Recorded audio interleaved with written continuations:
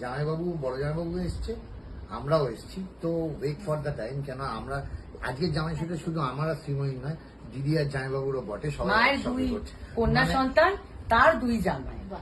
আর তাই- আমার একটা বিশিষ্ট কন্যা সন্তান আছে, তার জামাই আসেনি, কাঞ্চন বলেছে জীবনেও আসবে না। না আমাদের জিজ্ঞেস করো। আমাদের অল আর পরে বলছি অল বলেছে আমি আমার মেয়েকে ছাড়বো না কোথাও। আমি বললাম, সে কি?